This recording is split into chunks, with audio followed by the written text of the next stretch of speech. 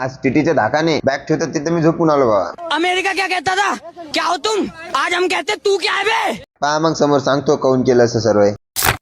आज काय झगामगा तयार होऊन कॉलेजला जाता मी चाललो होतो स्टेशन. मग काय मधातून मित्राला घेतलं आणि डायरेक्ट पोहोचलो स्टेशनवर. स्टेशनवर आल्या आल्या पहिले आम्ही अर्थव्यवस्थेकडे ध्यान दिलं. कसं आहे, जागृत नागरिकाचं काम आहे की तिकीट काढणं. अच्छा, हमको सिखा रिया है. म्हणून आम्ही सर्वात पहिले तिकीट पण काढून घेतलं. तिकीट काढून ट्रेनचा वेट करत बसलो. मग काय तेवढ्यात ट्रेन आली, पण ती आमची नव्हती बरं, ती दुसरी होती, ती थांबणार पण नव्हती इथे. मग काय जसं ट्रेन आली तसेच आम्ही दरवाजावर बसून निघालो. ते कसं आहे भाऊ, दरवाजावर बसला तर first class, third class, second class सगळ्या एसीची मजा येते. नॅचरल एसी बोलते ना मेरा भाई उसको. मग काय आज आम्ही पहिल्यांदा फर्स्ट क्लास एसीचं तिकीट काढलं तर अकोला जायसाठी.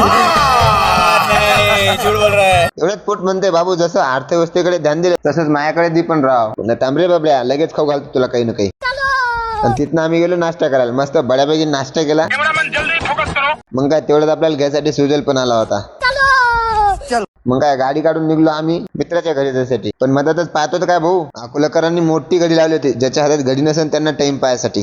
अरे बड़े खतरनाक लोग हैं.